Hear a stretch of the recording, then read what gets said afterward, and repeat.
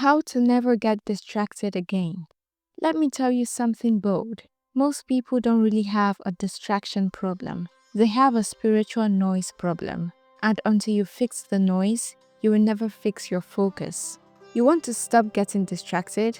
This video might be the most uncomfortable thing you hear today, but almost the most freeing. Because I learned this lesson the hard way, and it came from a moment in church I never forgot.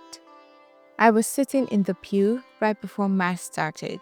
My mind was doing what your mind probably does, running laps.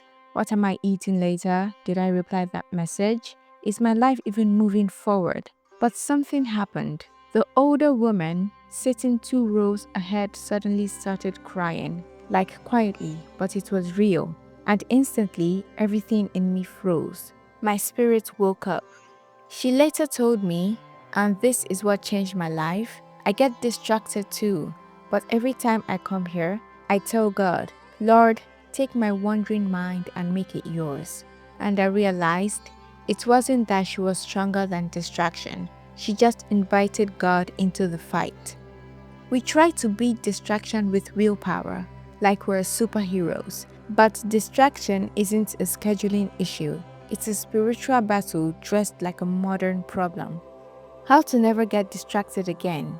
1. Interrupt the distraction before it interrupts you. When a thought tries to hijack your mind, don't let it finish the sentence. Cut it, kill it, replace it. Say out loud, Jesus, take my thoughts.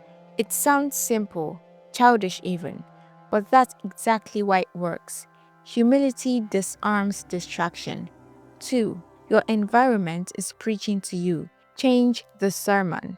If your room is loud, your soul will be louder. If your phone is chaotic, your focus will be allergic to silence. Create a holy space. Doesn't need to be fancy, just intentional. 3.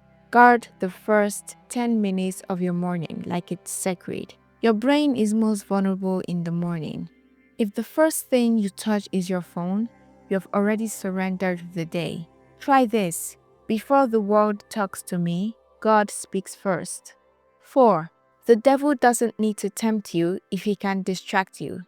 Temptation is obvious. Distraction is subtle. That's why it's more dangerous. That's why the rosary works. It anchors the wandering mind. Every bead is a leash pulling your thoughts back home. Train your mind like a muscle, not a miracle. You don't get holy focus overnight.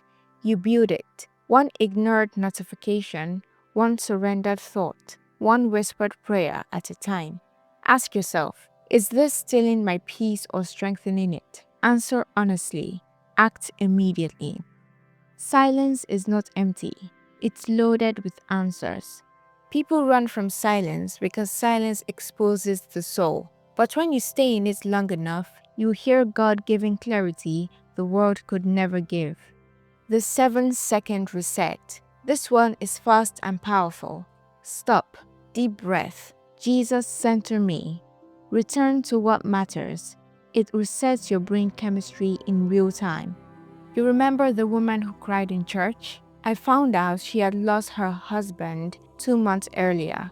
Distraction wasn't our biggest battle, grief was. But she taught me something nobody else ever had. The mind wanders, the soul remembers, and the moment you let your soul drive your mind, distraction loses its power. You will still get distracted, but you will never be controlled by it again. If this spoke to you, share it with someone who keeps saying, I want to get closer to God, but I keep getting distracted. Because distractions aren't the enemy. Losing your soul's attention is. Stay focused. Stay grounded in Christ. God bless you.